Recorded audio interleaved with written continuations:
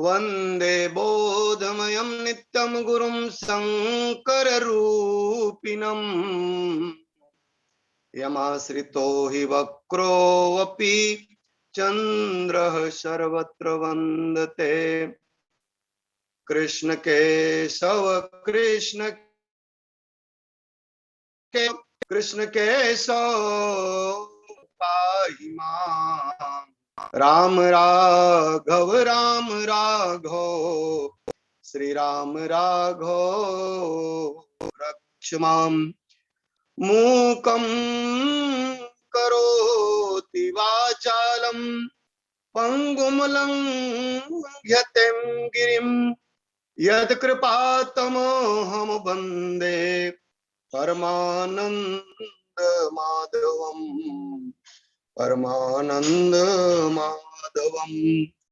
प्रियबादिनी सिख दिन्हु तो ही सपनहु तो पर कोप न होई सपनहु तो पर कोप न होई। बोलिए श्यावर रामचंद्र की जय।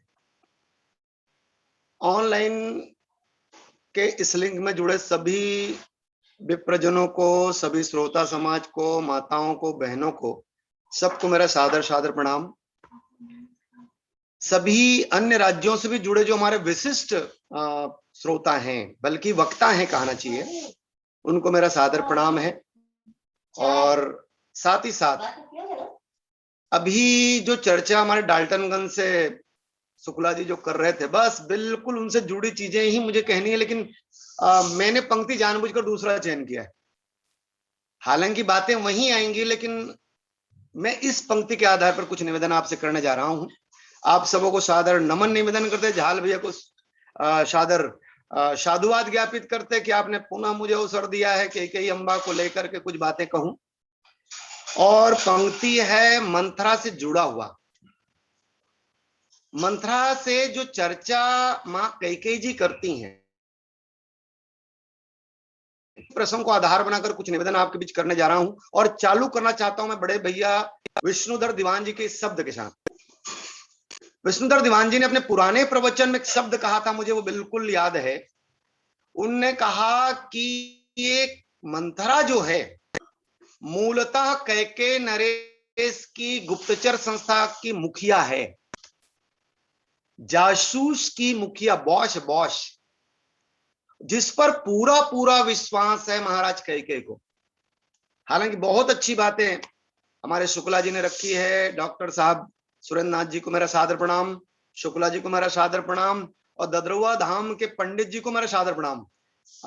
आइए मैं कुछ निवेदन करूं, पहले इस पंक्ति के साथ कुछ बात आपसे कहना आरंभ करता हूं। बिल्कुल ऊपर ही कहा गया है, जो सारी बातें शुक्ला जी ने रखी हैं।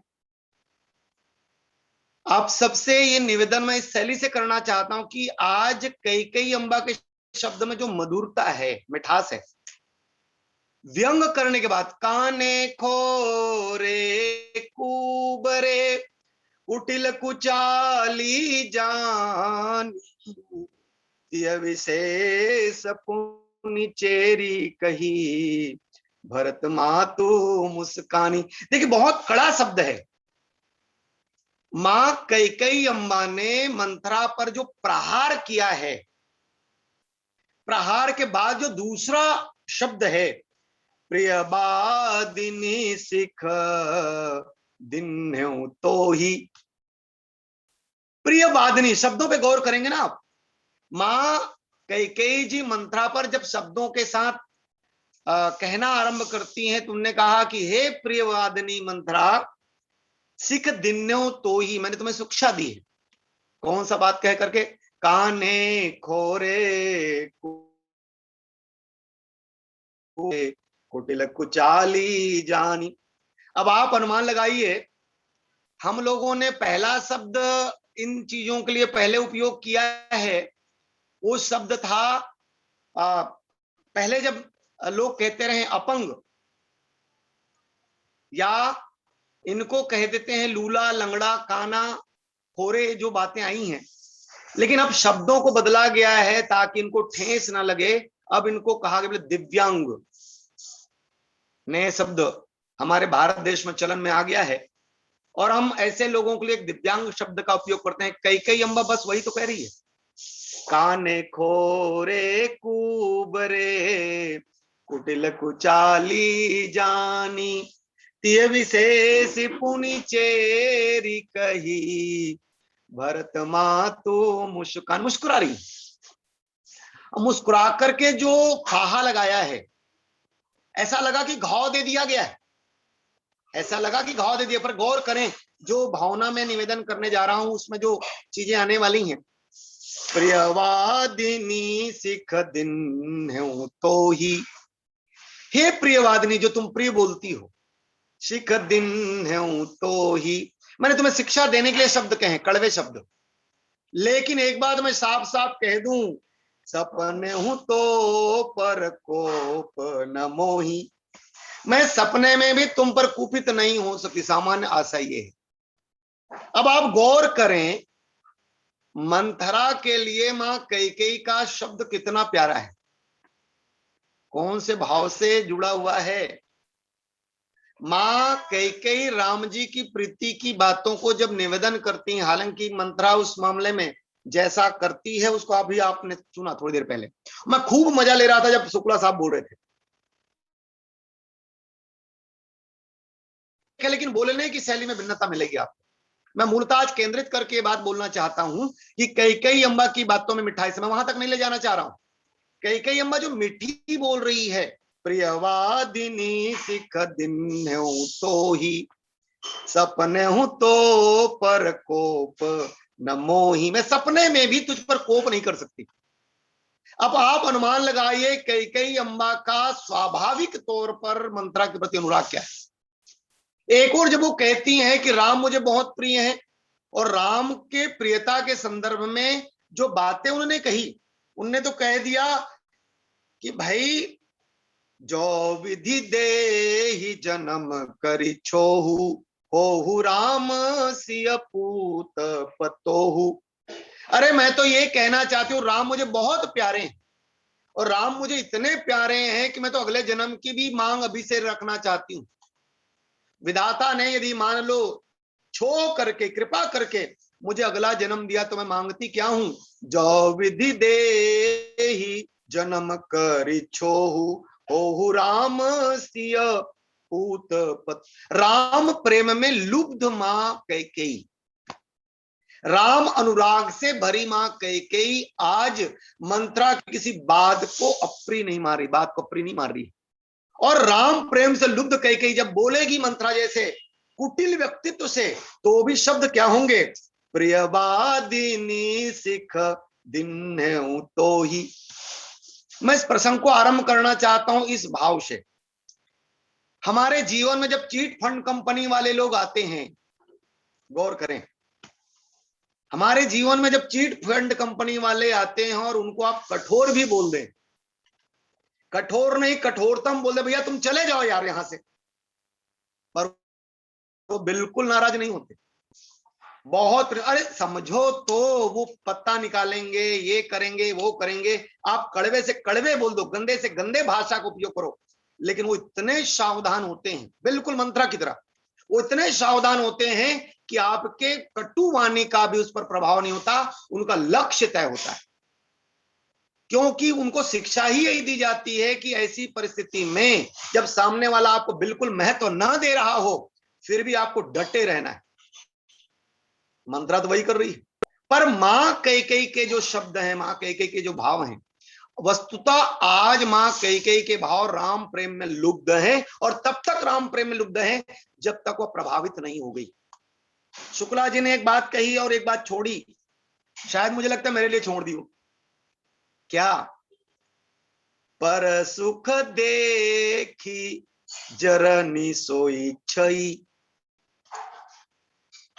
पर सुख देखी। देखिए देखिए, यहां मंत्रा जो है, मंत्रा के मन में जो बातें आ रही हैं, और एक बात जान लीजिए, हमारे गुरुदेव जी महाराज एक बात कहते हैं, क्या सेवा करना बहुत अच्छी बात है, सेवा करना बहुत अच्छी बात है, पर सेवा करने से पहले इस बात का ध्यान देना भी जरूरी है, सेवा के लिए आप रुग्ण तो नहीं है। सेवा के लिए सबसे कठोर मापदंड है, यदि आप रुग्ण हैं, आप रोगी हैं, और वह भी संक्रामक रोगी हैं, तब तो जान लीजिए आपको सेवा करने का अधिकार बिल्कुल नहीं है। माना कि आप सेवा कर रहे हैं, पर सेवा करते करते आप रोग बांट रहे हैं। कोरोना काल का जमाना हो तब तो बात बढ़ जाएगा। डॉक्टर ही असुरक्षित हैं बेचारे, कीट पर समझ लो सुरक्षा सामग्री पहन करके जो मरीज की सेवा में उपलब्ध हो रहे हो, तो ये संक्रामक रोग नहीं, महासंक्रामक रोग है। सारे लोगों को बिल्कुल उस श्रेणी में ला दिया गया कि आपको मास्क लगाना पड़ेगा, सैनिटाइज करना पड़ेगा, ताकि रोग को बढ़ाया ना जा सके। और ये मंत्रा जैसा व्यक्तित्व जो है वो संक्रामक रोग है। कैसे कहे?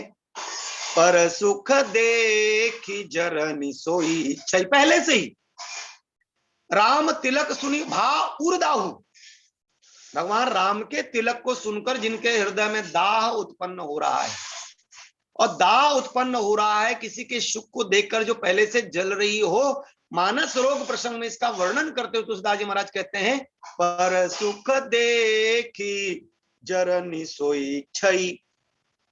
जो पर के सुख को देखकर जलने वाली हो या जल रहा हो, तो समझो उसमें 6 रोग अपने आप विद्यमान है, और 6 रोग के बारे में कहा गया है ये संक्रामक रोग है।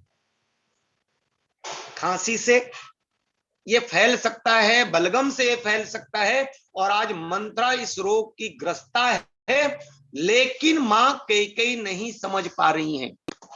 मां कैकेयी सहज है, क्योंकि जैसा भाव आज तक उनके साथ निभाते आई हैं।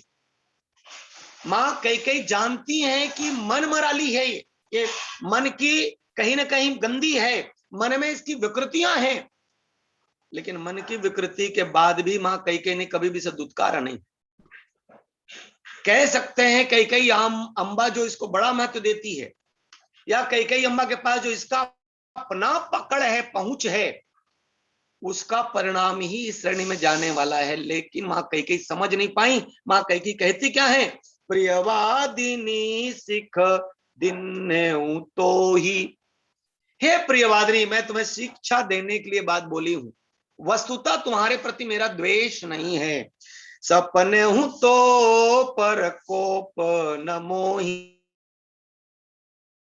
सपने में भी मैं तुम्हारा अभला नहीं चाह सकती, सपने में भी मैं तुम्हारा बुरा नहीं चाह सकती, सपने में भी तुम्हारे पर मैं कुपित नहीं हो सकती। अब आप अनुमान लगाइए, जब ये शब्द आएंगे मंत्रा के सामने, मंत्रा के सामने ये शब्द आएंगे, और पूरा वर्णन है, जिस वर्णन में कह दिया गया कि मैं करी प्रीत परीक्षा देखी, और बिल्कुल ये एजेंट की तरह, एजेंट ही है। कौन सी एजेंट? बोले के नरेश के एजेंट है ये। मां सरस्वती जी ने सोचा, देवताओं की इच्छा की पूर्ति के लिए अवध में घूमी कि मैं किसके माध्यम से ये कार्य कर सकती हूं। अवध में एक भी व्यक्ति नहीं मिला जो राम के विपरीत हो। अवधवासी के जो अवधवासी नर नर कृतारथ रूप जो कहा गया है, भगवान राम ने भी कह दिया, अति प्रिय मोही यहाँ के वासी। अच्छा, अति प्रिय मोहिया के वासी जब शब्द कहा गया तो क्या कैकेयी इसमें शामिल नहीं है? क्षमा करें, माफ करेंगे, मंत्रा क्या इसमें शामिल नहीं है? अति प्रिय मोही यहाँ के वासी, जब भगवान राम कहते हैं अति प्रिय मोही यहाँ के वासी, तो क्या मंत्रा शामिल नहीं है? पक्का जान लीजिए, मंत्रा शामिल है भी और नहीं भी। सबसे पहले बात यह है, जैसे मान लो शरणार्थी जो होता है ना, शरणार्थी को लंबे समय तक देश की नागरिकता नहीं मिलती भैया। शरणार्थी को, अभी कितने सारे शरणार्थी हमारे अलग अलग राज्यों में विद्यमान हैं जिनको आज भी देश की नागरिकता नहीं मिली। देश की नागरिकता का अपना मापदंड है, कितने दिन रहने के बाद, क्या क्या विशेषताओं के बाद उसको नागरिकता मिल पाएगी। आवेदन तो आप कर सकते हैं, पर नागरिकता पाने के लिए देश का संविधान जिन बातों की स्वीकृति प्रदान करता है, उसके तहत जब तक वह पूरा मापदंड पूरा नहीं होगा तब तक स्वीकृति नहीं मिलेगी। तो ऐसा कह सकते, माना की दासी के रूप में आई है, मतदाता सूची में नाम भी हो सकता है, मतदाता सूची में नाम जोड़ाना कोई बड़ी बात नहीं, लेकिन मतदाता सूची में नाम जोड़ करके भी शरणार्थी ही रह जाना। अच्छा, दूसरे रूप में कहें, अयोध्या में मंत्रा जी रह रही हैं, कैकेयी अम्बा बदल गई हैं, जिसके पिताजी ने मानो अपने दामाद से या कैकेयी के सामने ये प्रस्ताव रखा हो, मैं अपनी बेटी को देने को तैयार हूं, पर एक बात, एक शर्त है, मेरा शर्त ये है कि मेरे पुत्री से जो पुत्र पैदा होगा वही राज्याधिकारी होगा, राज्याधिकारी होगा। पूरे अवध की प्रीति को, महाराज दशरथ की प्रीति को, कौशल्याम्बा की प्रीति को, सुमित्राम्बा की प्रीति को और सबकी प्रीति को देख करके मां कैकेयी में जो परिवर्तन आया है, जो गांठ बांध कर दिया गया था कि जो इनका बेटा होगा वही राज्याधिकारी होगा, वो बातें गल गई हैं। और इसलिए मां कैकेयी कहती हैं, सुदिन सुमंगल दायक सोई, तोर कहा पुर जही दिन होई, जेठ स्वामी सेवक लघु भाई, यह दिन कर कुल रीति सुहाई, राम तिलक जो साचे हूं काली, देव मांगू मन भावती आली, देव मांगू मन भावती आली। ये कौन कैकेयी है? माना ये कैकेयी नरेश की बेटी है, लेकिन जब से अवध में आई है, महाराज दशरथ के द्वारा रणांगन में जाने को जो तत्पर रही हैं और कोई विरोध नहीं हुआ। एक छत्राणी, जिस छत्राणी में दम है, जिस छत्राणी में साहस है, जो छत्राणी सारथत्व का काम स्वीकार कर सके, जो रणांगन में महाराज दशरथ के साथ लोहा लेने में सक्षम हो, उस छत्राणी ने देख लिया कि इस कुल में आकर के वह कितनी भाग्यशाली है। भाग्यशाली होने के नाते वह अपने भाग्य की सराहना इस रूप में भी करती है, क्या जी ने जो बातें मुझे कही हो, लेकिन मुझसे करता है, शायद भरत भी उतना नहीं करता। भरत न मोहे प्रिय राम समान, ये कैकेयी तू तो कहा करती थी भरत न मोहे प्रिय राम समाना, और तू तो कहती थी राम मुझे अति प्रिय है, और अति प्रिय होने की बात कह करके जो बात कहती थी, इसलिए तो मैंने तुझे अब बताने की बात सोची। मैं स्वयं अब आया हूं तुम्हें सूचना देने। तात्पर्य क्या है? बोले जो सत्संग का रंग चढ़ा है, कैकेयी अम्मा में जो माहौल का रंग चढ़ा है, या राम की प्रीति का जो रंग चढ़ा है, एक क्षण के लिए मंत्रा तक को दांतों तले उंगली दबानी पड़ी। एक क्षण के लिए मंत्रा तक सहम गई कि मैं अपनी बातों को कैसे रख पाऊंगी। क्यों? क्योंकि मेरा तो एक ही उद्देश्य है, महाराज कैकेयी के प्रति मैं समर्पित हूं, महाराज दशरथ के प्रति नहीं है। क्यों? मेरा देश प्रेम कैकेयी नरेश है, मेरा देश प्रेम कैकेयी देश है, अर्थात मैं या अवध के प्रति समर्पित नहीं हूं। और यदि मैं रॉ की मुखिया हूं, यदि मैं गुप्तचर संस्था की मुखिया हूं, तो मेरा दायित्व है जो राजा ने मुझे काम सौंपा है उसी कार्य को पूरा करना।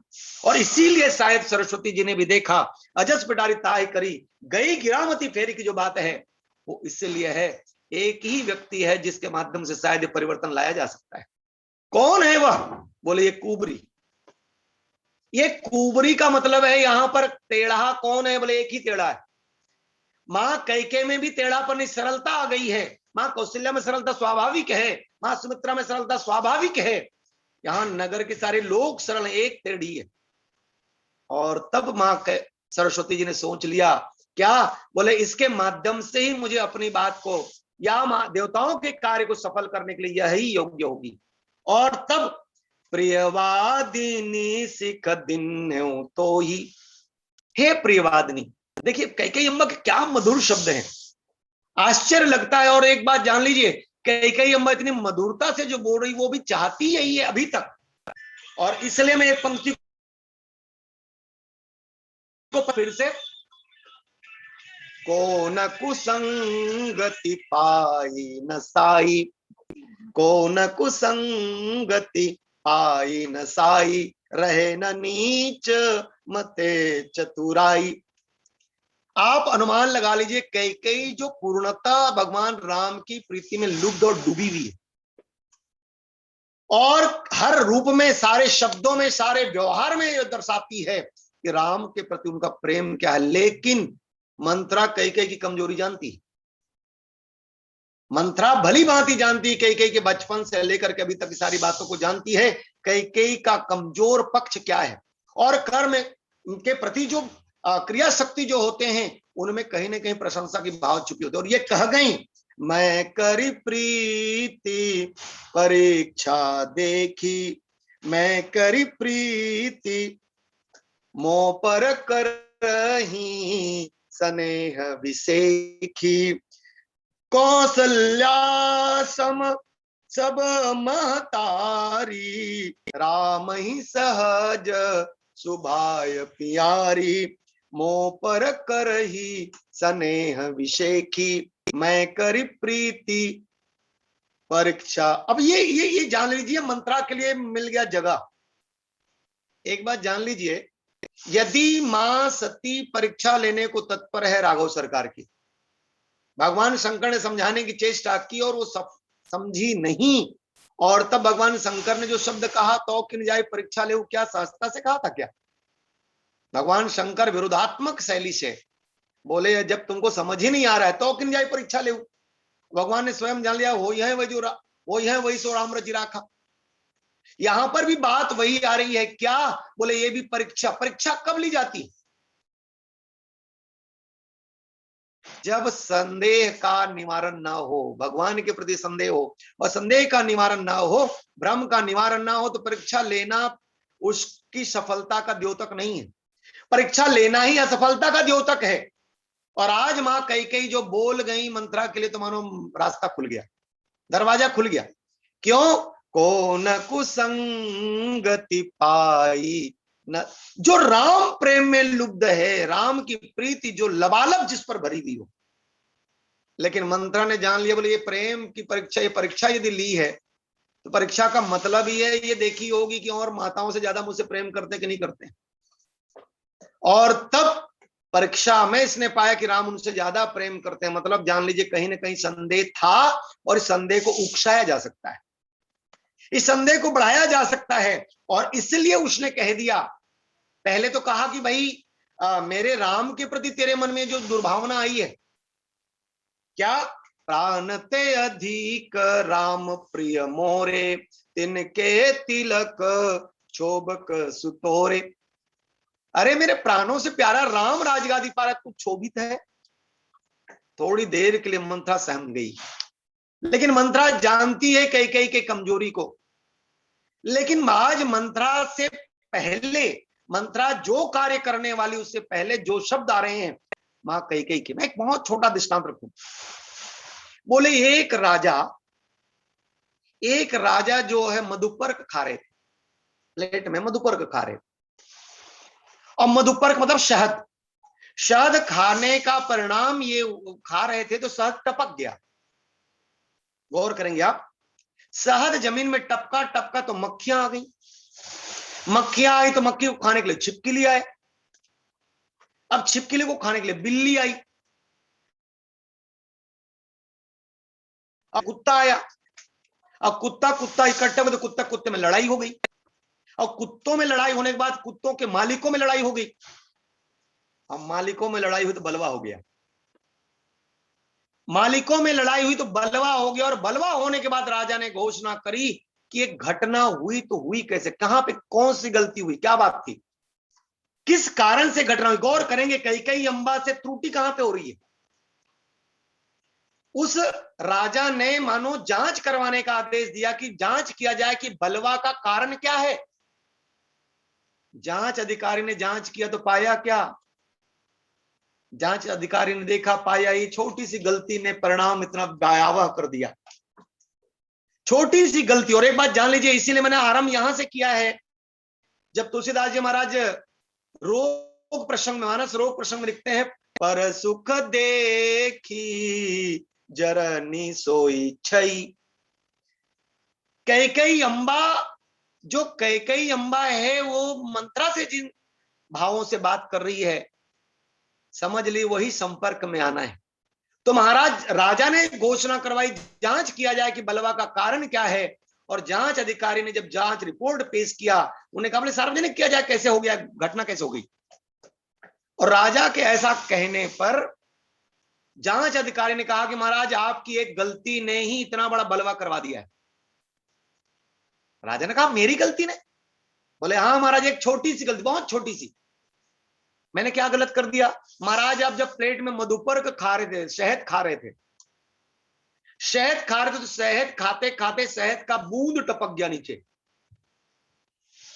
एक गलती हुई, बूंद टपका नीचे, उस बूंद में मक्खियां आई, मक्खी को खाने के लिए छिपकली आया, छिपकलियों को खाने के लिए बिल्लियां आई, को खाने के लिए कुत्ते आए, कुत्ते आपस में लड़े, और कुत्ते जब आपस में लड़े तो कुत्तों के मालिक आपस में लड़ गए और बलवा हो गया। अब आप अनुमान लगाइए कितने बड़े आदर्श के साथ मां कैकेयी प्रस्तुत है। प्राण ते अधिक राम प्रिय मोरे, तिनके तिलक चोब कस तोरे, जो विधि देही जन्म करी छोहू, ओहु राम सिय पूत। पर गलती कहां पे हो गई? गलती यहीं पे हो रही है। प्रियवादिनी सिख दिन हूं तो ही, सपने हूं तो पर कोप न मोही, सपने हूं तो पर कोप न मोही। एक बात जान लीजिएगा आप, जब कैकेयी अम्बा ये बात कह रही है मैं तुम पर नाराज हो ही नहीं सकती, और नाराजगी की बात बोले सपने में भी। अब आप अनुमान लगाइए, हम दोष देते हैं किसी व्यक्ति, हम रावणत्व को दोष देते हैं, पर रावण की प्रशंसा करने से भी नहीं चूकते हैं। एक बात जान लीजिए, रावण दुष्ट है, दुराचारी है, कदाचारी है, सारी बातें बोलते हैं, पर जब भी चर्चा आती बोले रावण जैसा पंडित कोई नहीं है, रावण का हम लोग प्रशंसा करने से भी चूकते नहीं। जबकि रावण ही मानो ये बात कहता हो, कहां राम रन अतऊ पचारी। रावण से पूछा गया कि महाराज जब आप राम का नाम ले सकते थे तो तपसी कहा, वो समझ लो निष्कासित राजकुमार कहा, लघु तपसन के बाद बहोरी, बहुत सारी बातें कही है, राम आखिरी शब्द में आखिरी में बोल रहे हैं, इससे पहले भी बोल सकते थे। उनने कहा एक बात जान लो, मैं रावण हूं, और रावण होने के नाते मुझे मालूम है कि रावणत्व से मैं बाज नहीं, मैं तब तक राम नहीं बोला जब तक मौत की गारंटी नहीं होगी। बोले राम नाम लेने के बाद भी रावणत्व होता रहे तो नाम की महिमा तो छोटी हो जाएगी। नाम की महिमा छोट, नाम की गरिमा तब है जब रावण भी नाम लेने के बाद समाप्त हो जाए। यहां पर कैकेयी अम्बा नाम नहीं ले रही, बल्कि राम के अनुग्रह, राम की प्रीति, राम के भाव से ओतप्रोत है। पर ओतप्रोत रानी कैकेयी, ओतप्रोत मां कैकेयी जो शब्द कह रही है मंत्रा के प्रति, मंत्रा से कहती है प्रियवादिनी सिख दिन है तो ही। अच्छा आप देखेंगे, हम किसी व्यक्ति के दुर्गुणों पर जब प्रहार करते हैं, किसी व्यक्ति के दुर्गुण पर जब हमारी दृष्टि जाती है, आपने वो गीत सुना होगा जो किसी पिक्चर का गीत, हालांकि मैं उस शैली में नहीं बोलूंगा, बेचारे को या किसी व्यक्ति को पहला पत्थर वही मारे जो उस लाइन पे नहीं है, किसी कार्य में कोई दुराचरण नहीं किया हो, थोड़े से मन में भी पाप ना आया हो, वही पत्थर मारे। अब आप अनुमान लगाइए, जब ये प्रश्न कर दिया जाता है कि आपके जीवन में कभी पाप ना हुआ हो तो किसी पापी को मारे। गांधी जी के शब्दों में यदि जाएं तो गांधी जी कहते हैं पापी से आप समझ लो विरोध ना करें, पाप से करें। अर्थात पापी से विरोध, पापी को उस रूप में ना ले, पाप से विरोध करें। तात्पर्य क्या है? तात्पर्य क्या है? दुर्गुण से हमको डरना चाहिए, दुर्गुण से हमें दूर रहना चाहिए। व्यक्ति दुर्गुणी नहीं है, क्षम्यावधि उसको दुर्गुण करा देती। आज मां कैकेयी जो राम जी के प्रेम से रससिक्त है, शब्दों में राम प्रेम टपक रहा है। प्रियवादिनी सिख दिन तो ही। अब आप अनुमान लगाइए, एक टेढ़ा व्यक्ति आया हुआ हो, एक घर जलाने वाला व्यक्ति आया हुआ हो, लेकिन जो से परिपूरित होगा वह उस व्यक्ति के प्रति भी उसके मन में। और इसीलिए शंकर भगवान एक बात कहते हैं, क्या? जे प्रभु में देखहि जगत कैसन करहि विरोध। संसार में ही जो राम देखता है, संसार में ही जो भगवान देखता है, सब में जो भगवान देखता है, बताइए उसके लिए विरोधी कौन है? मैं एक शब्द पढ़ रहा था गुरु जी के लेख में, क्या बोले? आनंद और सुख में अंतर क्या है? बिल्कुल इस पर गौर करेंगे आप। आनंद और सुख पर अंतर क्या है? तो आनंद और सुख पर अंतर यही है, जहां इंद्रियां किसी भी रूप में बिल्कुल सुप्त हो जाए और उसके बाद जो रस मिले वो आनंद है। इंद्रियां 10 इंद्रियां 10 अपनी ओर खींचती हैं। इंद्रियां जब सुप्त हो जाएं, अपने रस की ओर आकर्षित ना करें, उसके बाद जो रस मिल रहा है वही है आनंद। और इंद्रियों के द्वारा पाया हुआ जो आनंद है या सुख है, वही सुख है। और इसलिए हमें भटकने की संभावना इंद्रियों के द्वारा पाए हुए सुख पर आनंद में भटकने की संभावना नहीं है। आनंद का मतलब है इंद्रियातीत सुख, इंद्रियातीत भाव, इंद्रिय जहां पर मौन हो जाए। और वैसे ही बात जान लीजिए, राम प्रेम में डूबी हुई मां कैकेयी, यहां तक मंत्रा जैसे व्यक्तित्व जिसके संदर्भ में वो पहले से जानती हैं कि मंत्रा कहीं ना कहीं मंदमती है, मंत्रा के मन में कहीं ना कहीं कुचाल है, लेकिन उसके प्रति जो स्वाभाविक तौर पर इनका संबोधन है वह मंत्रा को अपने आप फ्री हैंड देता है, छूट देता है। क्या? प्रियवादिनी सिख दिन तो ही। हम दोषी व्यक्ति के, दुर्गुणी व्यक्ति के दोष पर प्रहार करते हैं पर उससे प्रेम भी करते हैं। हाँ भैया, वो पीता तो है पर पीने के बाद उसमें ये गुण है, पीने के बाद जब ये गुण है तो पीने वाला दुर्गुण नहीं है।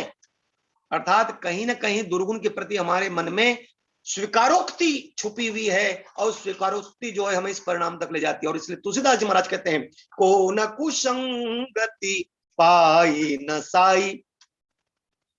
एक बात जान लीजिए, सुसंग कौन? सुसंग बड़प्पन पावा। सुसंग से किसे बड़प्पन मिला? आज कैकेयी जैसा सुसंग मंत्रा को दे रही है, लेकिन बड़प्पन वाली नहीं। क्यों? क्योंकि मंत्रा तो आज विशेष है। मंत्रा विशेष क्यों हो गई है? क्योंकि मंत्रा ने एक लक्ष्य ले रखा है कि मुझे किसी न किसी तरह एक रात्रि में पासा पलट करना है, मेरे पास सिर्फ एक रात है।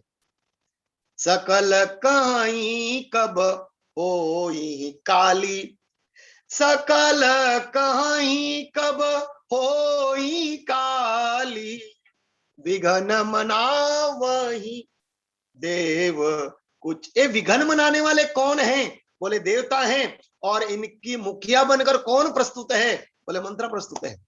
पर राम प्रेम से अभिषिक्त मां कैकेयी अम्मा जो शब्द कह रही हैं, प्रियवादिनी सिख दिन तो ही। एक दृष्टांत और रखो,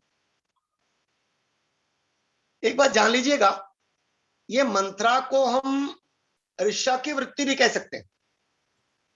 ईर्षा सांपिनी को नहीं खाया।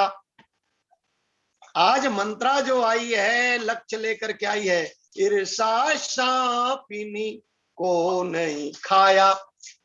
ईर्षा की सर्पिनी ने किसे नहीं डस लिया है, और एक कैकेयी को डसने का मन बना करके आई है। कहते हैं एक घोड़ा और एक गाय। घोड़े को गाय से ईर्ष्या इस बात से है कि घोड़ा दौड़ता तेज है पर गाय के सींग से डरता है।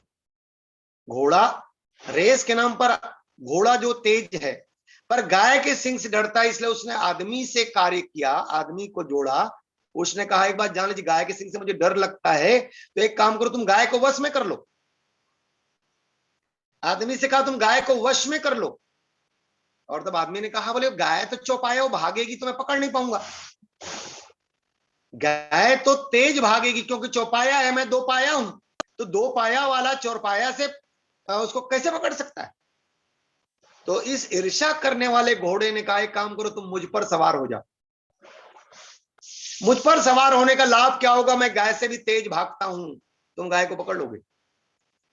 और गाय को पकड़ने के लिए इसने आदमी ने मानव ने इसका सवारी किया और सवारी करके जाकर गाय को पकड़ा। गाय को पकड़ करके उसे दूध और सारे अपनी उपयोगी चीजें उसने प्राप्त की, उसको बिल्कुल बांध के रखा।